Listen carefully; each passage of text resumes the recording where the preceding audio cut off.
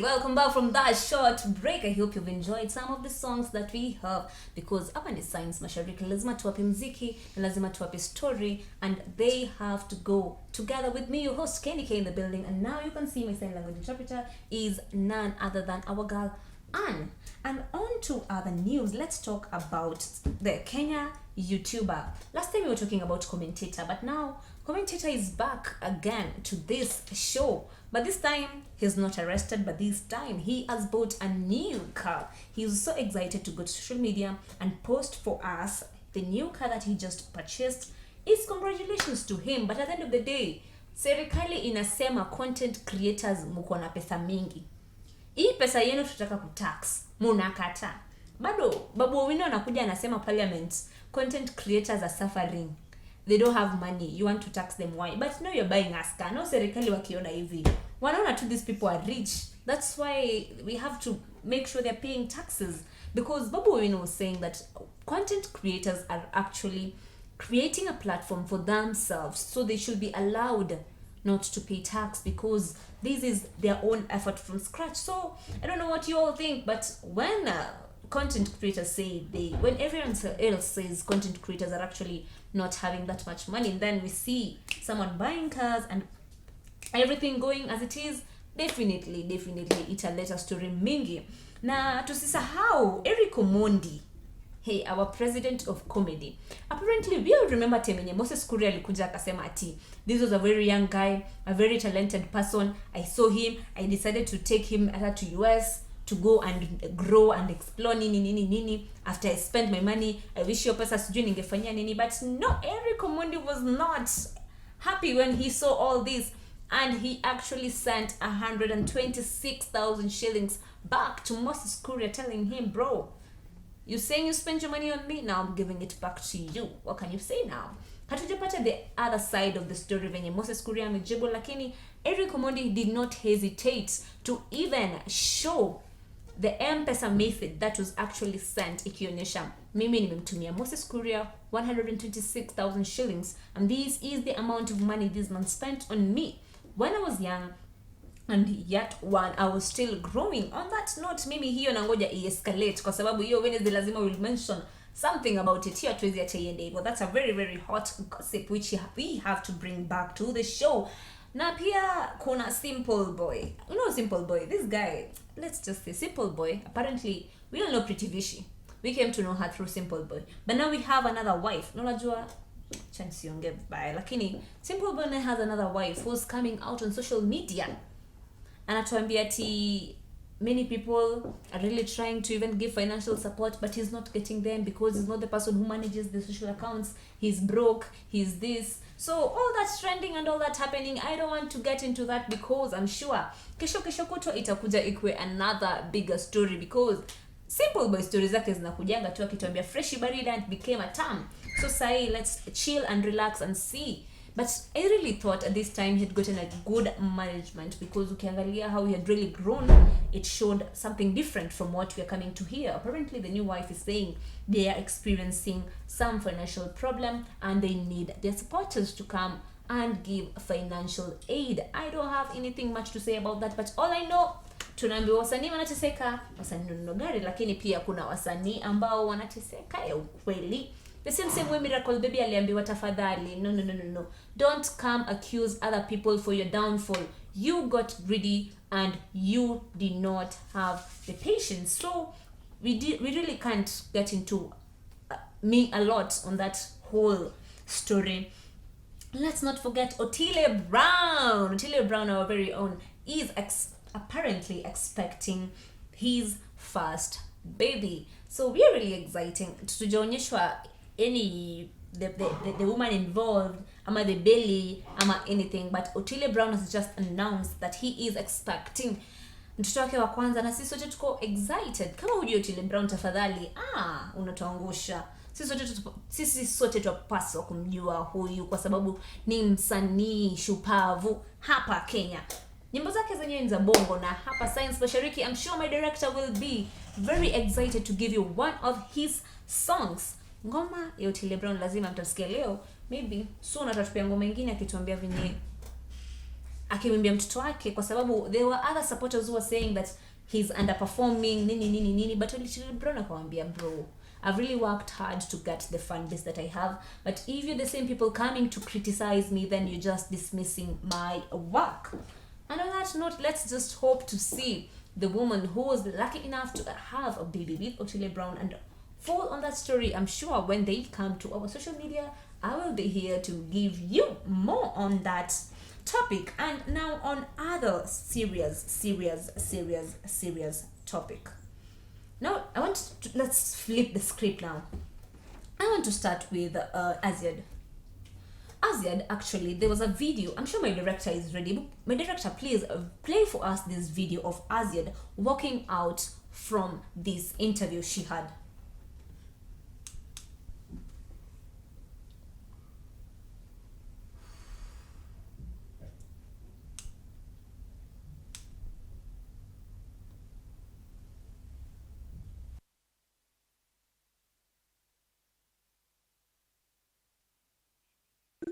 Baby girl. Siku za hivi karibuni najua utaki kuongea hii na tutaenda nini ni kuhusiana na revocation ambayo ilifanywa ya Talanta Hela. We agreed not to talk about No, I'm not going to ask you that. Yes. So sababu ni kitu ambacho ume of course ukipata kazi una expect.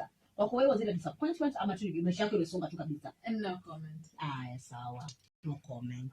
When we come down to agree, I will honestly walk out of here. No, it's okay.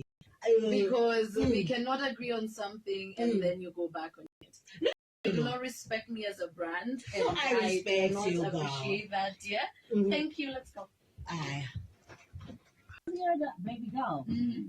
Siku za hivi karibuni najua utaki kuongea hii na tutaenda. He also been making headlines for us. And Aziad, if you've heard it correctly, she actually told the host, you don't respect me as a brand, so that means I have to walk. So at the end of the day, for anyone who is trying, from the majority of the comments I've gotten, everyone was like, respect has to be given. At the end of the day, we all support our girl, and that's why tunasema ukienda pahali when you're not given the respect you deserve, you just get yourself up and get yourself out, because that's the only way to do it. Because they had really agreed, and at the end of the day, I don't know why it's even trending this much, because some other people were trying to bring Aziad down in terms of this is what she did was wrong, nini. And I'm sure my director will show us an image that is showing what Aziad said in terms of you are never bringing me down. I'm sure my director ametuonyesha kwa screen. Now, when mwenyewe ukiangalia kwa screen yako and you read what she actually says, she says every other critique that is coming to her, the only way to deal with it is through her knees. Meaning, she will wake up, she will go, she will kneel down, she'll pray to her God, Amsaidie, to overcome every other challenge. Let me get the actual script. Niwasome exactly what Aziad told us. Aziad alituambia, there is nothing anyone can say that can break me down now. People have waited for me to fall, but I keep progressing. That's what makes people mad. Alafu akasema, I fight on my knees.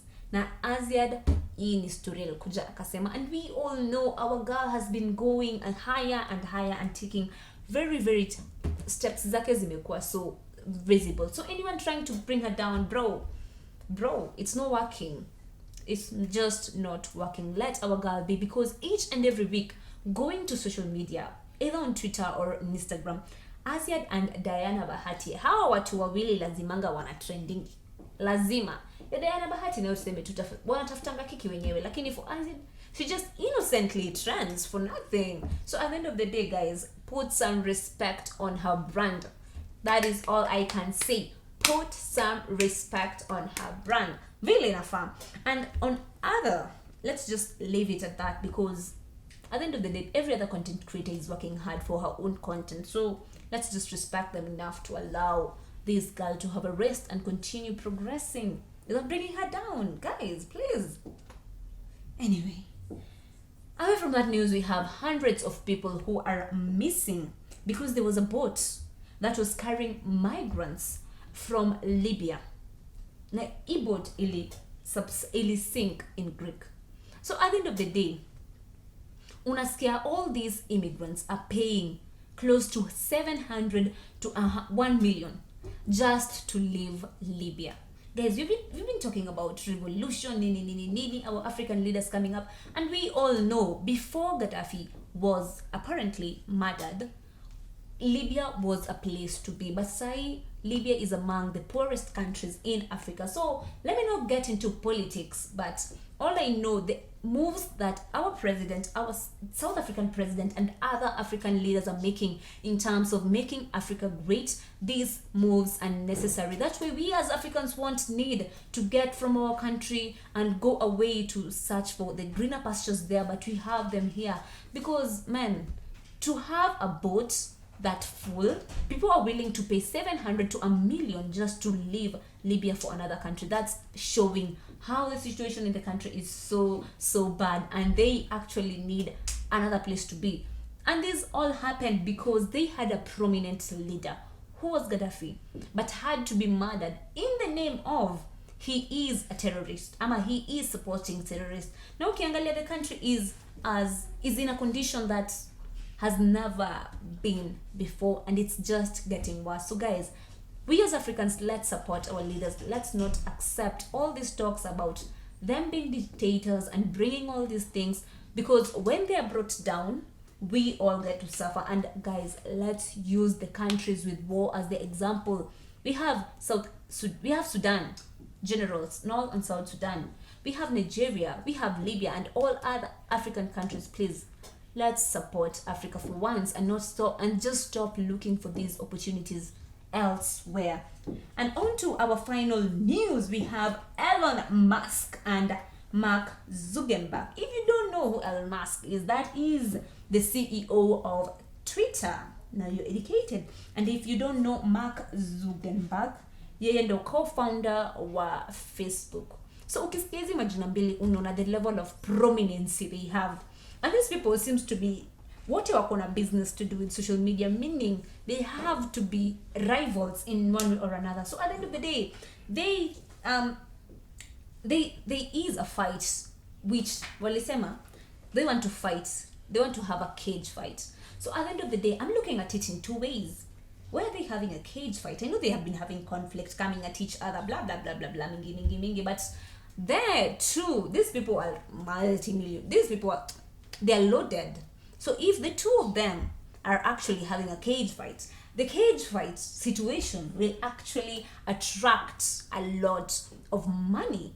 Billions of shillings will actually be attracted in this cage fight of theirs. So I don't know if it's just a business strategy for them to develop themselves. I don't know if it's actual conflict, but I will be going into see more of that. Maybe we know as where we stand, it is actual conflict, but apart from what we're seeing it being actual conflict, is it a business, a strategy, ama what is really happening? Hiyo ni tafakari ambayo wewe mwenyewe wafaa kujiuliza. Now let me just give you a list of the new songs trending. We have our very own Nyashinski. Ningekuwa na drum rolls ningempatia, lakini Nyashinski for some time ametutolea ngoma yenyewe inajiita Beautiful. Tafadhali rush to his YouTube page and listen to that song. Na sisahau hapa Science TV, the song as soon as the video is released tutawafanyia in sign language na tutawapa like in our next Science Mashariki show. Na kama uko na request yote, tafadhali tutumie hapa Science TV, tutakupa ngoma. Na msahau kuna Bahati na kuna ngoma fulani alikuwa amesema ametoa, but it's revoked from YouTube. I don't know if that's another kiki ama ni just clout or anything, because the song I don't feel ilikuwa hit vile ilikuwa inafaa, but sasa hivi anasema imetolewa YouTube. Maybe that's just a way to bring publicity to the song itself. Na tuko na Vinny Flavor, that's a Kenyan musician, ametupa ngoma ambayo inajiita Habibi. Tafadhali go listen to those songs. Oh, before I forget, Ezekiel Mutua amefanya ile kitu. You know, Ezekiel Mutua always come to social media to criticize our influencers and everyone doing the wrong thing. Sasa amefanya ile kitu. Ezekiel Mutua alikuja akasema, Saru, hii ni wimbo gani? Hata anasema ati hii niko na pesa na ni ya baba yako, sijui hiyo pesa sijui imefanya nini. Then anauliza, what are you telling our daughters? What are you telling my daughter? Because apparently what hii song imekuwa hit. Najua nikikiera tu tune kila mtu studio sahi utasikia ameimba kuanzia mwanzo hadi mwisho, but hii ngoma imehit vibaya sana. So after Ezekiel Mutua came out and criticized the song, apparently saying the message is not the right message which should be perceived by people, anakuja anaambiwa ukasikia vibaya na huko. So kama unadhani show haijakubamba vizuri, pia wewe nenda kasikia vibaya na huko, because now is the time where we come to the end of the show. We're leaving you with some music, as we should. Make sure you enjoy some of the greatest songs that we have done here at Science TV. I have been your host, KHENDI in the building, and I had my sign language interpreters, Laura and Anne, and I hope you've had a good time. And if kuna kitu unataka clarification, ama kuna mtu umemsikia bado hujamtambua, tafadhali give us a comment and we'll be sure to give you a feedback from here at Science TV. It has been good. This is Science Mashariki. The edition is the Gossip Monday. See you guys on Wednesday with the Gods Gang, with more drama, more discussion, and let's just vibe. Ciao, my guys.